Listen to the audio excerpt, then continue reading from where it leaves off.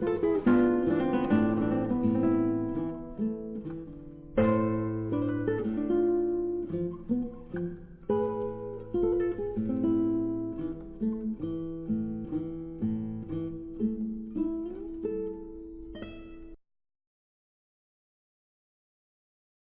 everyone. This is Roger with the Oregon Center for Public Policy. We welcome, if you're just now joining us, to our webinar on income inequality. I want to thank everyone for joining us today and for you being engaged in this important topic that we'll be talking about. I also want to take a moment just to thank those who support the center through their donations. Your support makes it possible for us to do this kind of research and to produce reports like the one we released today. Also want to make a real quick reminder that if you signed up for just our email, it'd be great if you could also go to our sign-up page and provide your mailing address. That way we can be more targeted in our action requests for advocacy and target those to different legislative districts. It'd be very helpful for that. So on your screen, you should be seeing the first slide in our presentation, which says highest earning Oregonians pull away. And the presentation will last about 10 to 12 minutes, and then it will be followed by a question and answer session. And if you'd like to ask a question, please use the small blue chat button in the bottom left corner of your screen and type in your question into that message host field that pops up when you click on that. Because of the high number of people on the call today, we have muted everybody, and we won't be using that hand-raising feature that is available in our conference interface. So we'll just be using that chat button. So if you do have a question, you can ask it at any time, type it right into that chat feature. So I'm sure you're going to find today's discussion very informative, and so let's get started. I'd like to introduce our Communications Director, Juan Carlos Ordonez, and he'll be joined today by Center Policy Analyst Daniel Hauser for the question and answer portion of the program. So here's Juan Carlos. Thanks, Roger, and thank you everybody for being on the call. So this Friday marks an important anniversary when it comes to the issue of income inequality. Folks may recall, perhaps you were there, Portland, October 6, 2011. About 10,000 Oregonians descended on the streets of Portland, and this was part of the Occupy movement that began in New York City and then spread nationwide. And the Occupy movement managed to put the issue of income inequality squarely into the national consciousness. And since that time, we've seen a much more robust discussion and research coming out on the damaging effects of income inequality. So, for example, findings that income inequality stifles social mobility, that it undermines educational opportunity, that it even leads to great disparities in mortality rates, as well as hindering economic growth. So, President Obama, when he was in office, rightly called income inequality the defining challenge of our time. And yet, for all the increased awareness of the damaging effects of income inequality, we've done very little to confront this challenge. Income inequality didn't happen by accident. It happened as a result of public policy choices. And we're going to need better public policy choices to reverse income inequality. So today I'm going to share with you the key findings of a report that we published just this morning. And if you want to see it, maybe you got it by email, or if not, it's available on our website, ocpp.org, where you can get all the details. But I'm going to be providing the main findings of a report.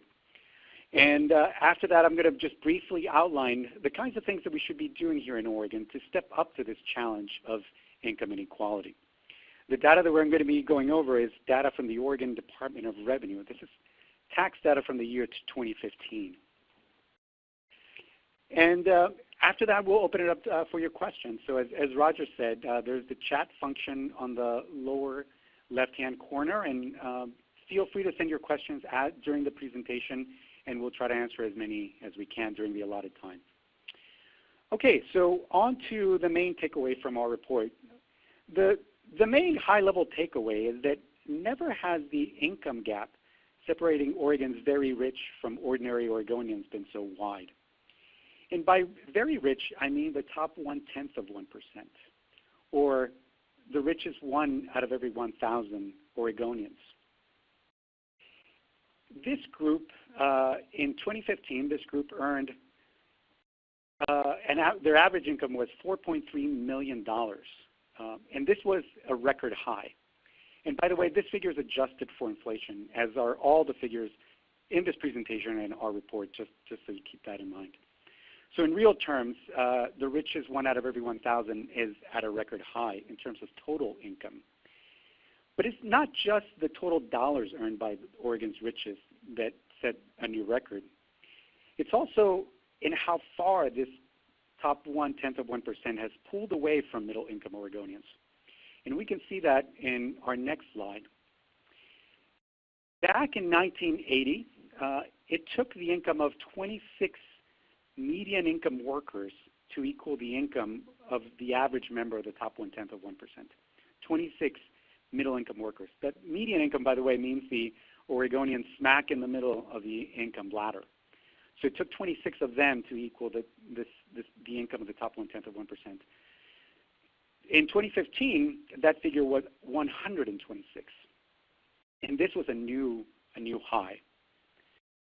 So the top 1/10 of 1% is at a record high. What about the top 1%? How are they doing? Well, they're not at a record high, but they're doing quite well, actually. And we can see that in our next slide. In 2015, the income of the average member of the top 1%, and this is the richest 1 out of every 100 Oregonians, their average income was $979,000. And that figure has tripled since 1980. By comparison, the median income has barely budged. The median income is that light blue line on your screen at the bottom, and it looks flat because, in fact, the median income has barely moved since 1980. In 2015, the median income was $34,400. That was basically, since 1980, that's an increase of just about $1,200. So very little progress for the Oregonian in the middle. Another good way of getting the sense of the income accruing to the top 1%, we can see in our next slide. The top 1% of Oregonians together is garnering more income than the bottom half of Oregonians. Top 1% makes more than the bottom half. And that just gives you a sense of the magnitude of the income accruing to those at the top. Another important finding in our report is the sharp rebound in inequality since the end of the Great Recession. So from 2009 to 2015, the top 1/10 of 1% saw their income increase by $1.5 million. The rest of the top 1% did quite well as well. Their income increased by $160,000 during this 6-year period. And if you look at the median income, they saw an increase of just $900 during this period of economic expansion. But it's not just the amount of income that differentiates those at the top from the rest. It's also the sources of income that are different. And we can see that in our next slide, which shows the distribution of capital gains income here in Oregon. And capital gains income is the income that you get from the profitable sale of such things as stocks, bonds, and real estate. And as you can see here, these two slides, hopefully you can see my cursor, the top 1/10 of the full 1%, the entire 1% of Oregonians, together collected 60% of all capital gains income in Oregon. The top 1/10 of 1% alone collected 40% of all capital gains income, and that was pretty much the same amount as the bottom 99% of Oregonians. So as we can see here, capital gains income is heavily concentrated at the very top of the income scale. Another source of income that is concentrated at the top is the income that's reported on Schedule E of IRS tax forms. Schedule E is income that comes from such things as income derived from rental properties, royalties, partnerships, as corporations. And as you can see here, the top 1% in Oregon is collecting about 58% of all Schedule E income. The rest of the top 20% is garnering about 39%. And so that leaves just 3% of Schedule E income for the bottom 80% of Oregonians. So to sum it up, our report, the gap between the rich and the middle is vast, and by one key measure, inequality is at an all-time high. So before I get to our recommendations, I want to underscore a point that I made, I think, at the beginning of our presentation, and that is that income inequality did not happen by accident. It happened as a result of public policy choices, both here in Oregon and at the national level. And it's going to take public policy choices to get us out of this situation. So what can we do here in Oregon to address income inequality? I think we have to recognize that income inequality is a problem of national scope.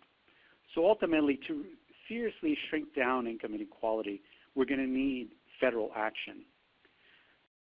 But that said, there's a lot that we can do here in Oregon to push back against income inequality. And I'm just going to very briefly outline 5 strategies on what we ought to be doing here in Oregon. The first strategy that we should be pursuing is one of do no harm. And by that I mean we need to stop any effort to cut taxes on the rich and corporations. In every legislative session here in Oregon, you pretty much see various proposals to cut taxes on the rich and corporations in one way or another. And I know that we're talking about Oregon solutions here, but we've also seen the Trump tax plan come out in the last few days. And that basically boils down to a very large tax cut for the rich. The first thing to do is to do no harm. We need to make sure that these types of policy do not get enacted. Next, we need to increase workers' take-home pay.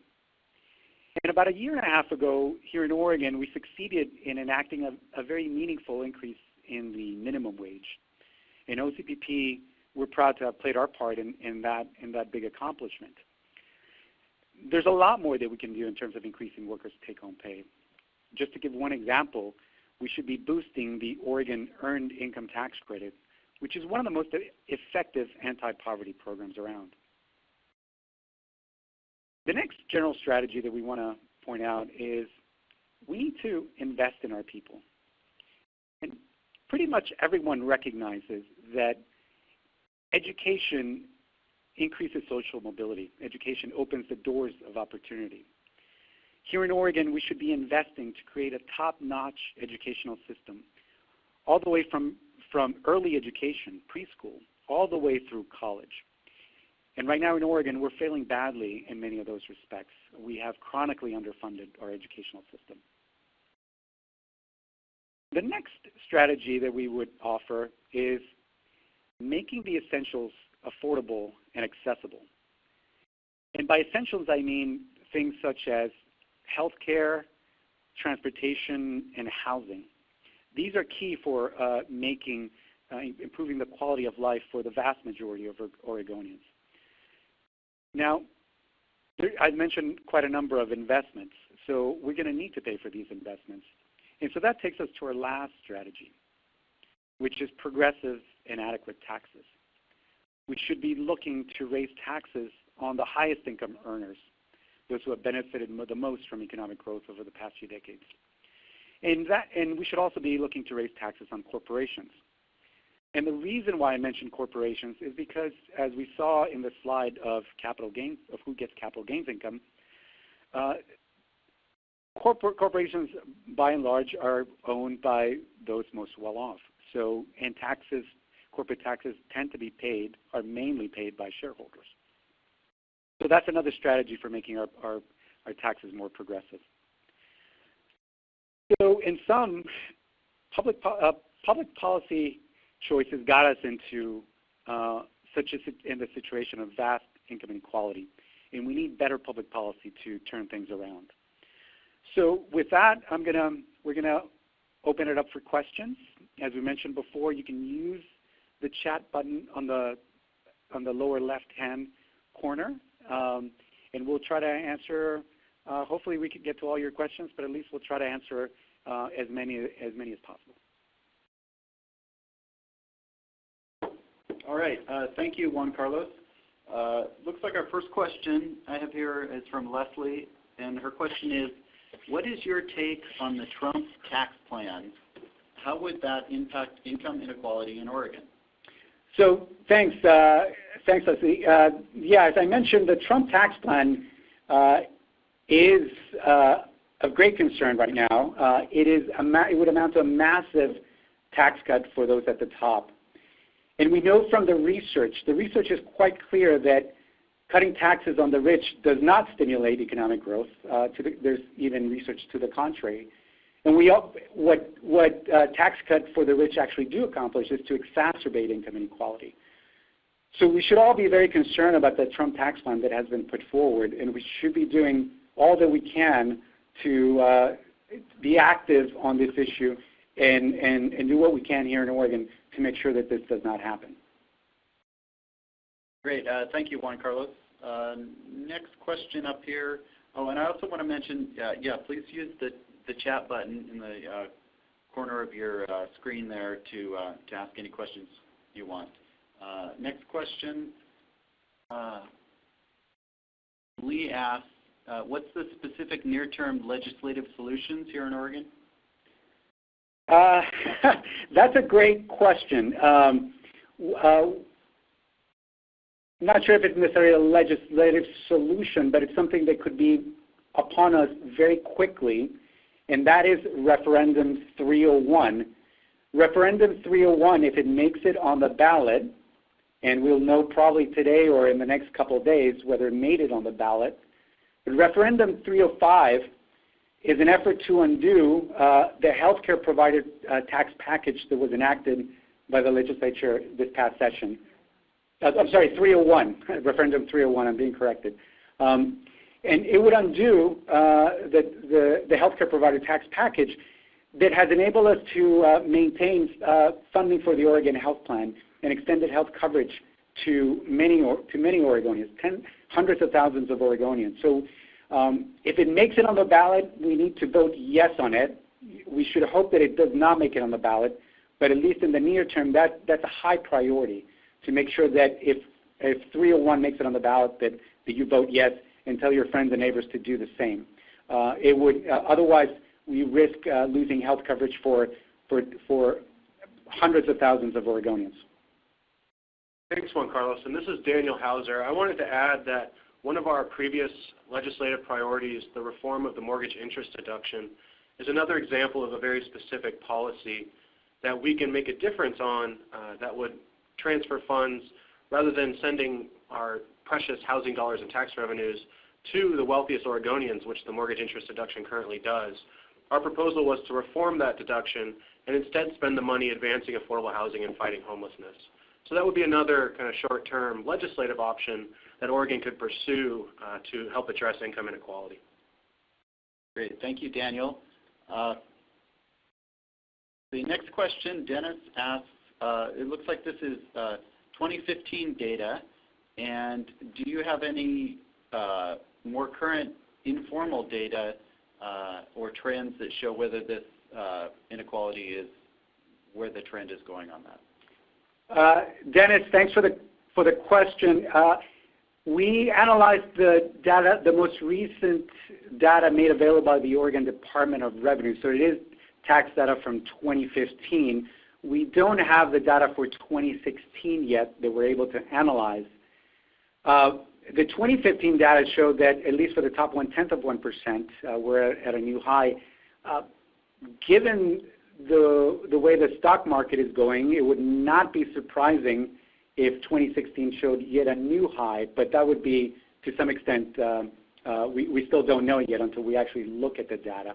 So it wouldn't be surprising if in 2016 things were worse than what our report shows.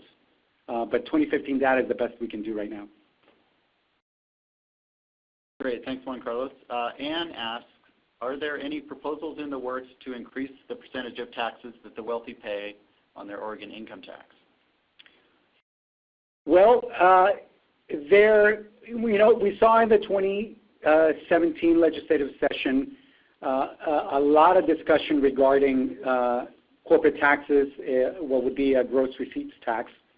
As I mentioned during my presentation, corporate taxes are a significant amount or mainly paid by shareholders. So efforts to raise taxes on corporations is a way to make our tax system more progressive. And so there was a lot of discussion around that issue. Ultimately, efforts to enact the gross receipts tax, and it would have potentially raised very significant funds for education. These ultimately fizzled.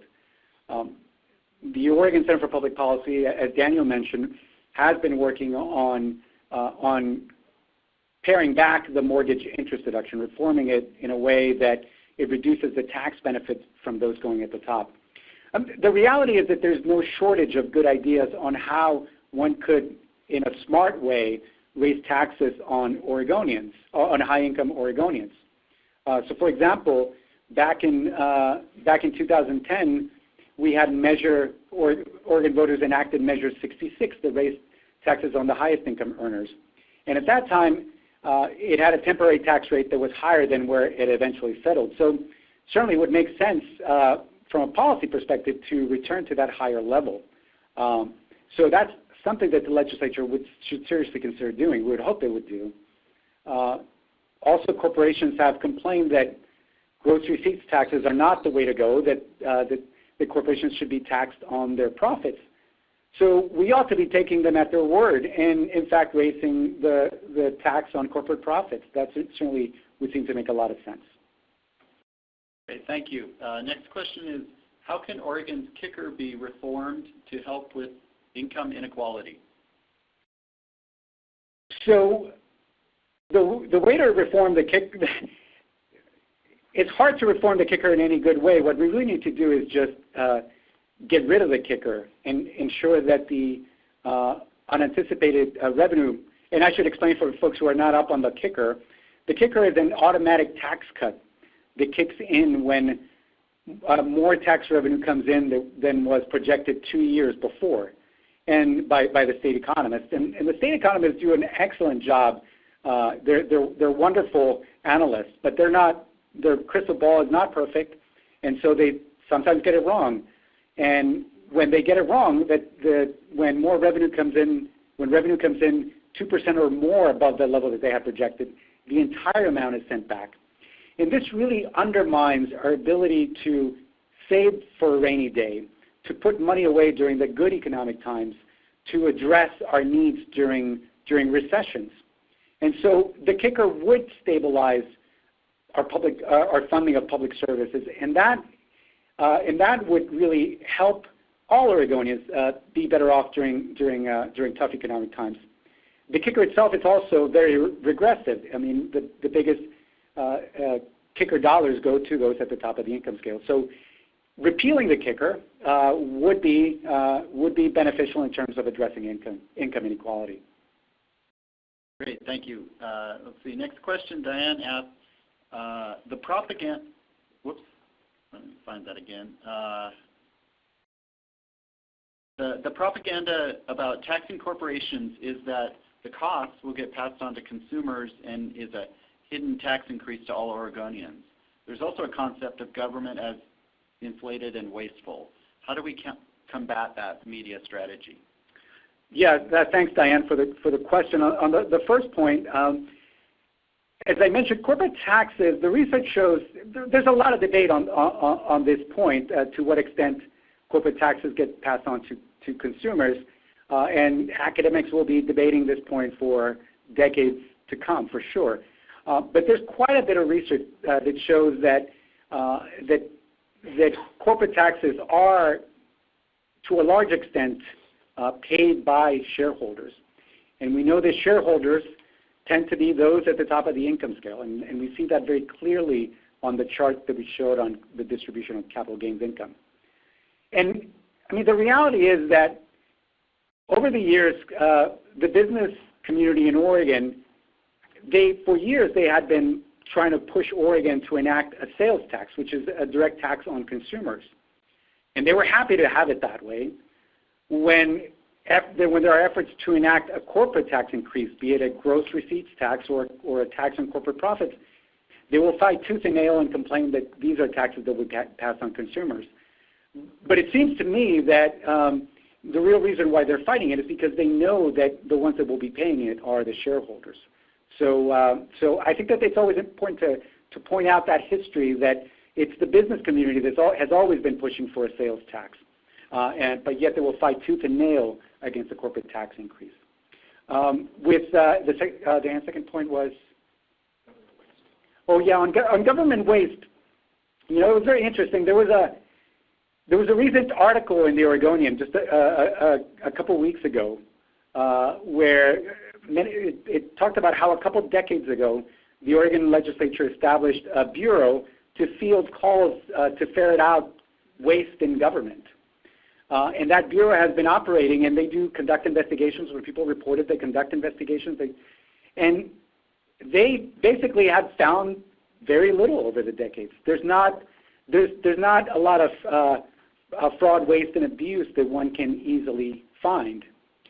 That said, it's clear that within our system of revenue, there is monies that are being steered towards uses that are not the best. And you know, we have our tax code is riddled with tax loopholes and subsidies that are benefiting the highest income Oregonians and corporations. We talk about the mortgage interest deduction a lot because it is one of the biggest tax subsidies out there, and they are. So you can look at those as a way that we're not spending our money well. That we're putting it to there's much better uses for that money. Great, thank you. The next question is, what actions can Oregon take to do no harm? So Daniel's going to field this question. Thank you for the whoever it was that happened to ask that great question. Doing no harm is a really important but broad principle, right? It's to ensure that we're not actively working against the economic growth and the ability for our middle-income Oregonians to flourish. One of the ways that we can ensure that no harm is done is to not provide additional unique tax breaks to the types of income that accrue to the wealthiest Oregonians. And so one of the great examples of that, as was noted earlier, is Schedule E income. And this Schedule E income, as was mentioned, is the income that accrues from rental properties, from pass-through interests, pass-through businesses, and other similar types of business entities. What the Oregon legislature has done in just a few years back was that they actually reduced the tax rate for Schedule E income, giving these high-income earners a lower tax rate than typical Oregonians would pay on their labor, on the wages they earn. And so one example of doing no harm that Oregon, the legislature, could take would be to ensure that businesses that use that particular pass-through tactic on their taxes are paying the same level of taxes as working Oregonians. Thank you, Daniel. The next question from Phil is, I agree that investing in education could help address income inequality by helping Oregonians compete better on the global labor market. Do you know how much it would take or how we should invest those funds? Well, we do have a sense of what it would take for Oregon to significantly upgrade our K-12 schools. Back in the 1990s, late 1990s, the Oregon legislature established the Quality Education Commission that produces the Quality Education Model, the QEM. Folks may have heard of it. And the QEM basically analyzes what a good school looks like and what it would take to bring all Oregon schools up to that level. And so they crunched the numbers on how much money that would take. And The latest estimate, factoring in what the legislature did in 2017, is that it would take about $1.8 billion more in the next budget, in the current budget period, to really provide all Oregon kids a quality education. So about $1.8 billion in the current budget period. That's to bring all K through 12 schools up to the level they provide a decent education for all kids. That does not take into account what it would take to establish a system of universal preschool here in Oregon, which we badly need if we're talking about really advancing the ball in terms of creating opportunity for everybody, for all the kids, for increasing social mobility. More than half of kids in Oregon are not able to attend preschool, do not attend preschool. And Oregon has some of the most expensive preschools. The cost of preschool is some of the highest in the nation. And college, on the other end of the spectrum, college tuition has also been rising rapidly, far outpacing inflation. And tuition has been rising, and that's a way of passing on the cost to students. And obviously lower and middle income kids bear the brunt of that. And so we don't have the costs right now of those specific items, but those would be very good ways to invest, for Oregon to invest in our people. Great, thank you. Next question, Nate asks, how does Oregon address the intergenerational transfer of wealth? What are estate taxes? Do they raise serious revenue? In Oregon, we do have an estate tax. If I'm remembering correctly, the estate tax brings in about 2% or so of all the general fund revenue for the state. So it's a fairly small piece of the pie. Nevertheless, it's an important piece of the pie. And there's been efforts over the years to get rid of it. Unfortunately, we've been able to fight those back. It's important to maintain an estate tax. At the national level, if I'm not mistaken, the Trump tax plan would do away with the estate tax. It would severely peel it back. And this would be a way of really cementing income inequality in place. So that's extremely concerning. The federal estate tax is already extremely generous. It's something like you can pass on, about $11 million per couple without it being taxed. And I think it was one of Trump's cabinet members that said something like only an idiot pays the estate tax because there's ways to get around it. But the estate tax, actually, we should be going in the other direction of strengthening the estate tax. Thank you, Juan Carlos. Another kind of real detailed question here about we should not allow 1031 exchanges on real estate sales. This completely avoids capital gains when prices are rising on property and thus rents. That's a great point, and it's one of those kind of very complex but also not something that a lot of people are used to hearing about are these 1031 like-kind exchanges on property transfers. And it's interesting, it actually, what it does, this 1031 part of the tax code, it allows people who own these large properties to essentially trade them for another kind of property and continue putting off actually having to pay any capital gains taxes that accrued on that property they're trading away until they finally sell whatever property they end up selling. So you can use a like-kind exchange to trade 3 single-family homes for a small apartment complex, which you then trade to own a few vacation rentals, et cetera, et cetera. So it's an interesting policy that really does provide a loophole for owners of these properties to continue putting off their capital gains taxes on those properties. And in Oregon alone, it is estimated to raise potentially hundreds of millions of dollars over a biennium just from removing that like-kind exchange, that 1031 provision from what Oregon connects to on the federal income tax code. Another important point there is that it's also kind of wonky, but you can even use this for transferring investments in art and other kind of inane things. So if your investment in art happens to be a business purpose and it is accruing gains over time, you can transfer that for another piece of art and continue putting off those capital gains. And so it really is a pretty clear-cut example of a piece of the tax code that's being used by wealthy members of our society to avoid paying the taxes that we would expect them to be paying. So thanks for that rather specific question, and hopefully I explained it in a way that the rest of the callers were also following. Thanks, Daniel. Next question from Margaret and Rich. Would it be worth trying over time to, whoops, sorry, lost my, here it is. Would it be worth trying over time to adjust rates of all taxes to be graduated progressively based on the income of the payer?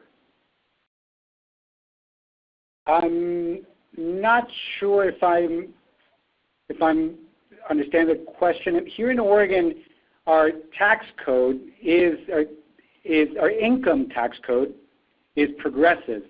So the higher you go up the income ladder, the higher you have a higher marginal tax rate. That said, it's really only mildly progressive because the top income tax bracket is 9.9%. Then below that it's 9%, and it doesn't take a lot of income to get you to the 9% tax rate. So we have a progressive income tax system here in Oregon, but a mildly progressive. Now, one of the things to understand about Oregon's tax structure is that when you take into account all the types of taxes that Oregonians pay, be it property taxes, excise taxes such as the taxes on gasoline and tobacco, etc., and all the other forms of taxes, state and local, what you end up with is actually a tax structure that is regressive, where the lowest income Oregonians pay a bigger share of their income towards taxes than those at the top. It's also, I think, we also like to point out that Oregon's tax code its tax structure is regressive, but it's actually one of the least regressive tax codes in the country. If you look at our northern neighbor, Washington, they have the most regressive tax code in many ways as a result of the fact that they don't have an income tax, which you can make progressive. You can structure it progressively, but they do have a sales tax, which is very regressive. So at least in that respect, Oregon compares favorably to the rest of the nation, even though we still have a regressive tax structure. Okay, thank you, Juan Carlos. I think we have time for one more question, and this is from Nate. He says, you began your presentation with a slide of the Occupy movement. Do you largely now consider this to be a fundamentally legislative issue, or is there room for social action, social movements? I would say that there's a lot of room for social movements and action. I mean, ultimately, that is what it's. If the kinds of policies that need to be enacted are going to be enacted, we need people to be out there advocating. Certainly mobilizing tens of thousands of people would make the work a lot easier. Certainly, a few things would make me happier than seeing a new Occupy movement sweep the nation. And so certainly, I would say go forth and conquer. Great. Thank you, Juan Carlos. I think that's going to wrap it up for our question and answers. If you asked something we weren't able to address, we'll be looking at those and try to formulate a response to those and get back to people who ask specific questions on those. We always appreciate getting people's input. So thanks everyone for participating. We will be sending out a link to the webinar, and you should be getting that shortly. I hope you found all the information and discussion useful as you advocate for change on this important issue. If you appreciate having access to Oregon Center for Public Policy Research and to this kind of interactive presentation, I'd encourage you to show your support by making a donation to OCPP. Support from individuals like you is a key part of how we're able to provide the research and analysis to to confront inequality and to advocate for shared opportunity for all Oregonians. So take a moment now and go to ocpp.org and make a gift to show your support. Again, thanks everyone for joining us today, and we look forward to doing it again in the future.